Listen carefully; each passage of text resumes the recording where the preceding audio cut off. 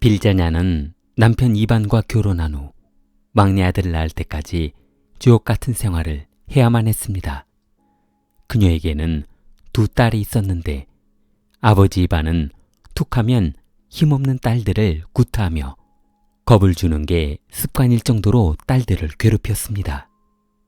아버지 이반은 취미가 사냥이라서 집안에 항상 사냥총을 놔두고 있었는데 술에 취해 돌아온 날이면 어김없이 사냥총을 가지고 나와 두 딸을 위협했던 것이었습니다. 부인 빌자냐는 남편이 소란을 피울 때마다 남편에게 어린 딸들을 더 이상 괴롭히지 말라고 부탁했습니다. 이때부터 이반은 부인에게 화풀이를 하며 점점 심한 구타를 하기 시작한 것이었습니다. 그러나 매일 시끄러웠던 그녀의 집이 어느 날부터인가 조용해졌습니다. 2019년 여름, 빌자냐의 여동생은 그의 여름, 형부를 본 것이 마지막이었다고 했습니다.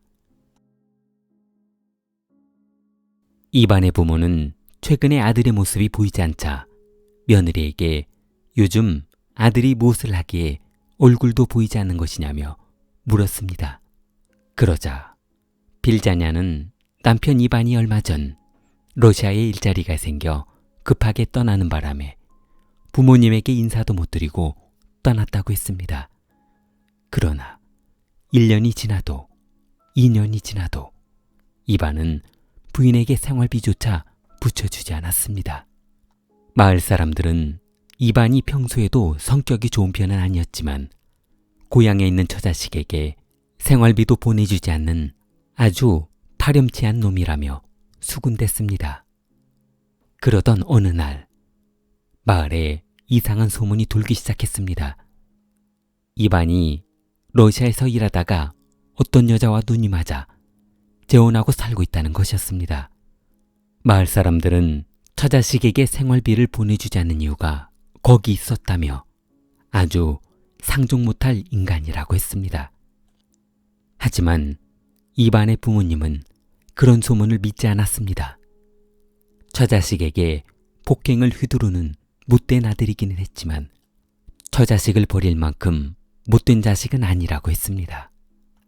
남편 이반과 연락이 끊긴 지 3년이 되어갈 무렵 빌자냐는 두 딸과 아들을 키우기에 너무 힘들었습니다. 큰딸은 15살이어서 한참 사춘기를 겪고 있었고 무엇보다 자녀 학업으로 인한 경제적인 어려움이 그녀의 발목을 무겁게 만들고 있었습니다. 아이들을 버리고 떠날 수도 누구에게 손 벌리기도 힘들었습니다.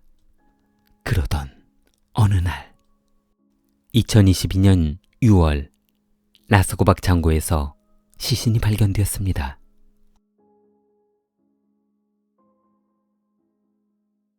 (2022년 6월) 창고에서 시신이 발견되었습니다.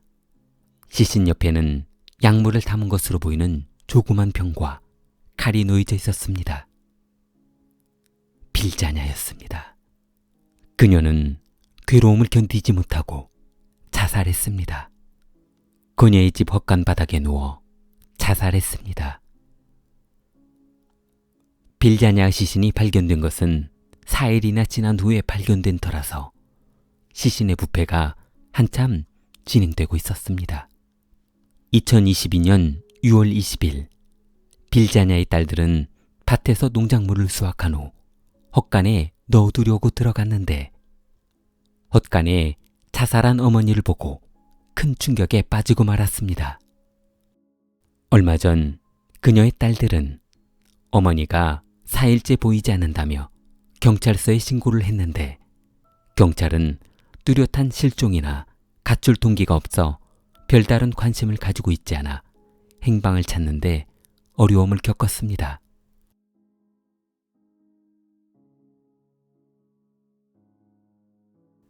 그녀의 사망 소식을 알게 된 가족 모두 그녀의 죽음을 비통해하며 슬픔에 잠겨 있었습니다.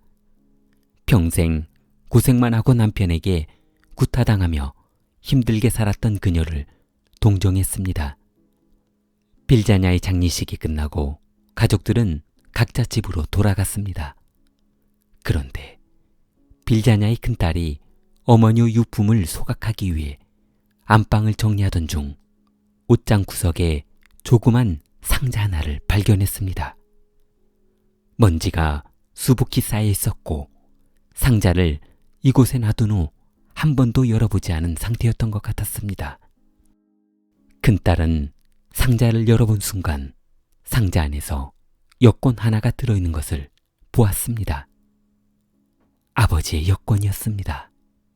분명 어머니가 말씀하시기를 3년 전 아버지는 러시아로 일하러 떠났다고 하셨는데 해외로 나갔다는 아버지가 어떻게 여권도 없이 나갈 수 있었는지 이해가 되지 않았습니다. 큰딸은 경찰인 큰삼촌에게 전화를 걸었습니다. 그리고 이 사실을 알렸습니다. 삼촌은 조카에게 소식을 듣고 설마 하는 마음에 곧바로 출입국 관리소로 입안의 출입국 관련 내용을 조사해 봤습니다. 그러나 이상하게도 입안은 4년간 단 한 번도 해외에 나간 적이 없었습니다.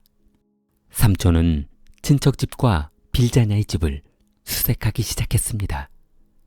그러나 아무리 집안 곳곳을 샅샅이 뒤져봐도 의심갈 만한 물건은 발견되지 않았습니다.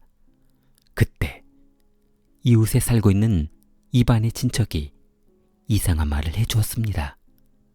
3년 전 빌자냐가 창고벽에 벽돌을 쌓고 있길래 무엇 때문에 다시 기둥을 쌓냐고 물었더니 요즘 도둑놈들이 한참 극성이라서 귀금속을 숨겨두려고 벽돌을 쌓고 있다고 했다는 것이었습니다. 삼촌은 친척이 말해준 창고 기둥으로 가보았습니다. 조금 전에는 보고도 몰랐지만 친척이 그런 말을 해주니 누가 봐도 볼록 튀어나온 어수룩한 벽돌 기둥이 있었습니다. 경찰은 망치로 기둥을 허물기 시작했습니다. 잠시 후 콘크리트 기둥에서 시신이 발견되었습니다. 입안의 시신이었습니다.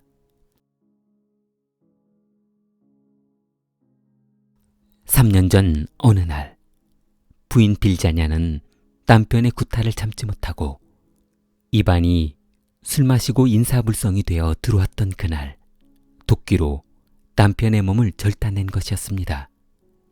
벽돌 기둥 속에서는 두둥강난 입안의 시신이 발견되었고 경찰은 조사 결과 부인 빌자냐가 남편을 살해한 후 자살한 것으로 결론지었습니다.